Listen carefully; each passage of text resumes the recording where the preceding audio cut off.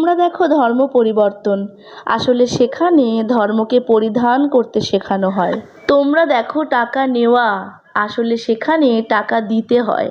তোমরা বলো হিন্দু বাঁচাও হিন্দু বাঁচাও হিন্দু খাত্রে মে, আমরা বলি মানুষ বাঁচাও মানুষ বাঁচাও মানুষ পাপেতে। তোমরা দেখো শাখা সিঁদুর পলা মালা, আমরা দেখি পাপের বোঝা কার কতটা।